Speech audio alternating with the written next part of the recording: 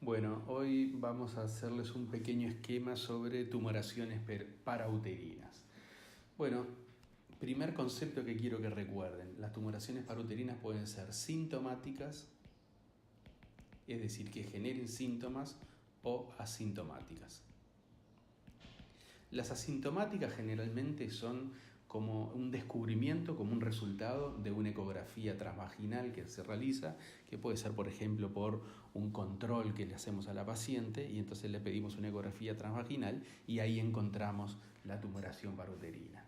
Las sintomáticas, fundamentalmente el síntoma más frecuente que tienen estos pacientes es el dolor, que puede ser tipo cólico, dependiendo del tipo de complicación que tenga la tumoración, permanente o tipo puntada.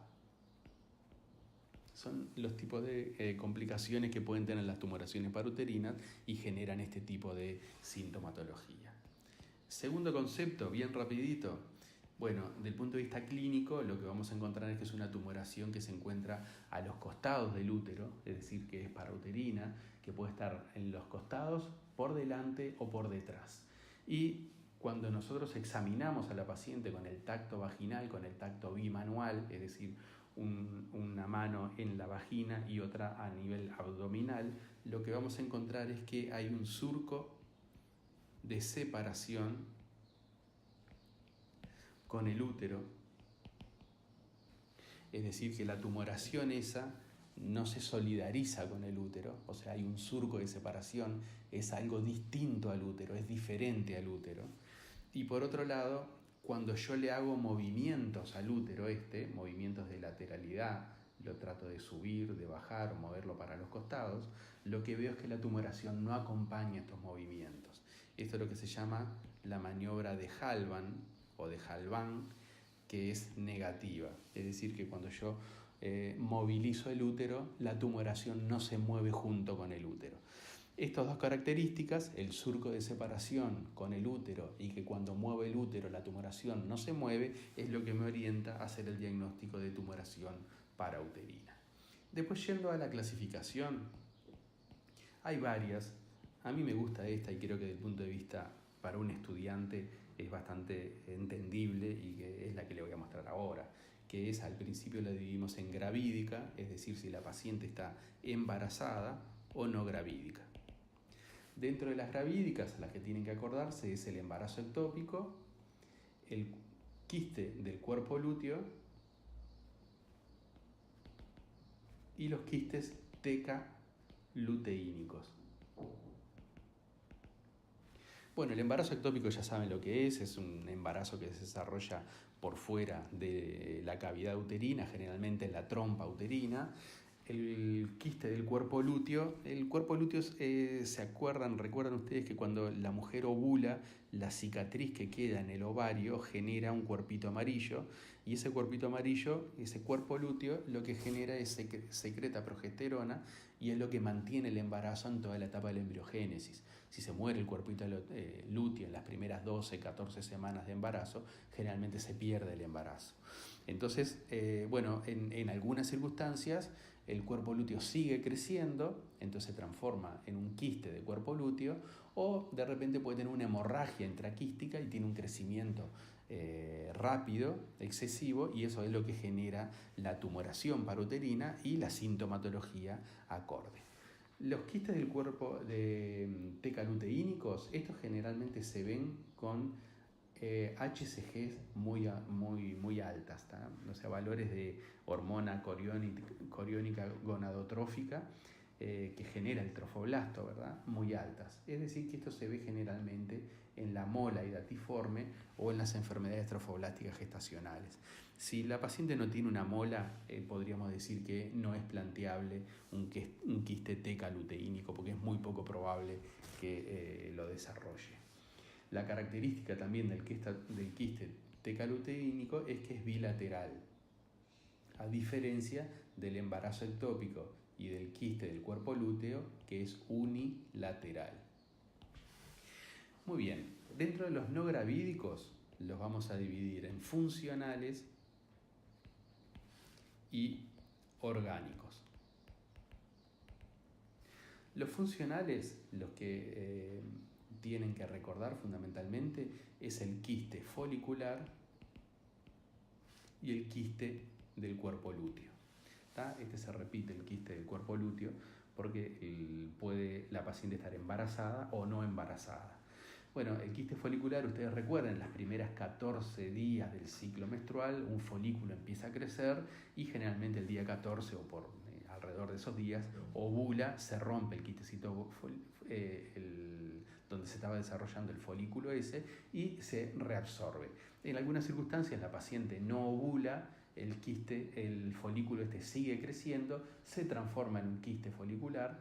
Generalmente el folículo ovula cuando tiene alrededor de 22 milímetros, es decir, 2 centímetros de diámetro, es decir, que estos quistecitos foliculares miden más de 2 centímetros y habitualmente la sintomatología la empiezan a dar cuando está entre 4 y 5 centímetros, es decir, 40 o 50 milímetros de diámetro, ahí empieza a dar la sintomatología. Y la sintomatología puede ser dolor o puede ser irregularidades menstruales, es decir, que la paciente empieza a tener un ciclo diferente a como es habitualmente su ciclo menstrual. Puede tener una menstruación anterior, antes que lo habitual, posterior a lo habitual en tiempo, de mayor entidad, de mayor cantidad, de mayor duración, o sea, cualquier anormalidad con la menstruación puede estar motivada en un quistecito folicular. Y el quiste lúteo es lo mismo, o sea, generalmente después de los 20 milímetros, de los 30 milímetros, ya empezamos a sospechar que hay un quistecito del cuerpo lúteo, y cuando tienen 40, 50 milímetros generalmente empiezan a dar sintomatología, que también puede ser el dolor o la irregularidad menstrual, porque tanto el quiste folicular como el quiste lúteo secretan hormonas. Entonces, al secretar hormonas, estrógeno, progesterona, entonces pueden variar el ciclo menstrual. Afortunadamente estos quistes generalmente si dan poca sintomatología, lo que hacemos es conducta expectante, lo vamos siguiendo a la paciente con ecografía cada 3 o 6 meses y la gran mayoría de ellos se resuelven espontáneamente, o sea, se reabsorben o se rompen y terminan eliminándose. Entonces, la mayoría de estas veces de que la paciente tiene este diagnóstico y tiene esta etiología como tumoración paruterina, si no da mucha sintomatología, o sea, no da un cuadro agudo de abdomen por el dolor que está generando, bueno, habitualmente este tipo de quistes no requieren ningún tipo de tratamiento. Dentro de los orgánicos, acá los dividimos en infecciosos y neoplásicos. Los infecciosos, las que tienen que recordar, es el Pio salpins y el absceso tubo-ovárico. Estos dos son complicaciones de la enfermedad inflamatoria pélvica aguda. Son pacientes que nosotros llamamos que tienen una enfermedad inflamatoria pélvica tumoral, porque tiene una tumoración dependiente de esa enfermedad inflamatoria pélvica. Son, como pueden imaginarse, patologías infecciosas, es decir, que la paciente tiene flujo, dolor hipogástrico, y si hacemos paraclínica, generalmente tiene PCR, todos los marcadores, BES aumentada, procalcitonina también aumentada, y también si hacemos una leucocitosis tenemos un aumento de los niveles de leucocitos con una desviación izquierda, porque generalmente con neutrofilia, porque son enfermedades bacterianas. Dentro de los neoplásicos, aquí los dividimos en benignos y malignos. Y como van a ver ahora después, también tenemos entre medio los borderline. Dentro de los benignos, generalmente la mayoría de las tumoraciones de ovario, las que son quísticas, la mayoría de ellas son cistoadenomas serosos o mucinosos. Y en algunas ocasiones pueden ser, menos frecuentemente, endometroides. La mayoría de ellas son cistoadenomas serosos o cistoadenomas mucinosos. También tenemos dentro de las quísticas el quiste dermoide. El quiste dermoide tiene la característica que se ve generalmente en adolescentes o mujeres jóvenes, inclusive se puede ver en niñas también, y tiene la característica que son sólido-quísticas, porque se acuerdan que todas las estirpes embriológicas que están adentro del ovario pueden desarrollar dentro del quiste dermoide, entonces a veces tienen dientes o pelos o sebo, y esas son las características que desde el punto de vista clínico y ecográfico nos orientan a que puede tener este tipo de patología.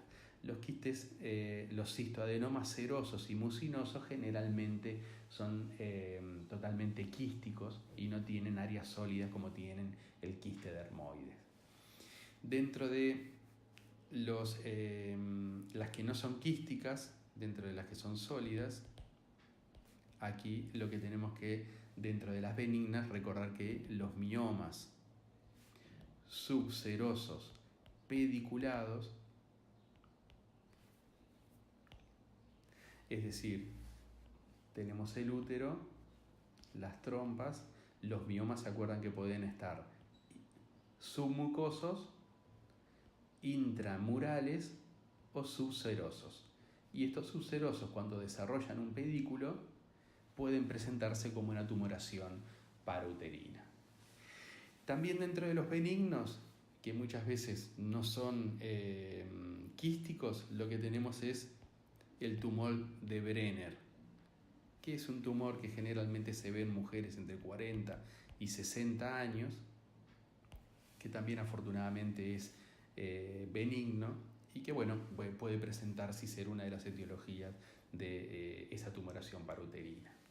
Y dentro de los malignos, lo que tenemos es fácil recordarlo porque es parecido a los de los benignos. Lo que tenemos es el cistoadenocarcinoma seroso, mucinoso, raramente endometroide. Generalmente el seroso, tanto en benigno como maligno, tiene adentro líquido, citrino. El mucinoso lo que tiene es una secreción que es más mucosa, es más espesa que el seroso. Y el endometroide lo que tiene generalmente es sangre como de una menstruación. Y tenemos la variedad del quiste dermoide a nivel maligno, que es lo que tenemos el teratoma inmaduro, de gran agresividad y que generalmente, lamentablemente, se ven en las niñas. Bueno, entre medio de ellos tenemos los borderline, que también generalmente son los cistoadeno serosos y mucinosos. Bueno chicos, después les hago un videíto de las características clínicas que tiene una tumoración para sospechar que es benigna o maligna, pero aquí les dejo, por si después quieren sacarle una foto, la clasificación de tumoraciones parauterinas desde el punto de vista clínico. Bueno, hasta luego.